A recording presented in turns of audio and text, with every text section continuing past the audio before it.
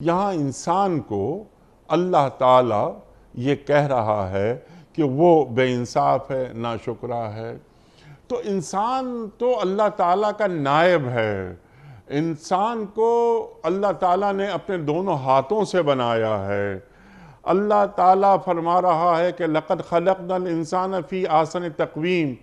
تو انسان کا مقام اللہ اتنا بلند کرنے کے بعد یہ کیوں فرما رہا ہے کہ انسان، کئی جگہ اور بھی قرآن کریم میں اللہ تعالیٰ انسان کو ظالم اور جاہل کہتا ہے۔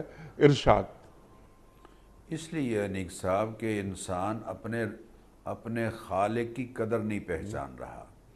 انسان ظالم اس لیے ہے کہ ظلم کے معنی ہوتے ہیں وضع الشیء فی غیر محلی ہی، یعنی حق تلفی۔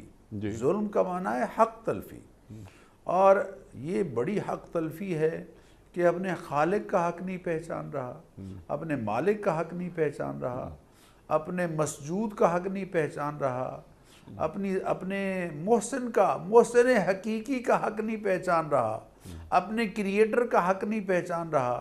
تو اس لحاظ سے یہ ظالم ہے، اور ناشکرہ اس لیے ہے کہ رات دن اس کی نعمتیں کھاتا ہے، رات دن اس کی نعمتوں سے مستفید ہوتا ہے۔ ایک سانس میں 2 مرتبہ اس کی نعمتیں میسر آ رہی ہیں۔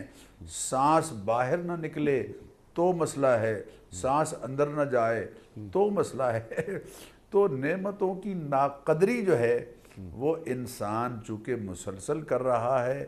ہاں، کچھ خوش بخت ایسے بھی ہیں کہ جو اپنی بساط پر کوشش کرتے ہیں کہ اللہ کی نعمتوں کی قدر کی جائے، اور وہ اللہ کو راضی کرنے کے لیے کوشاں رہتے ہیں۔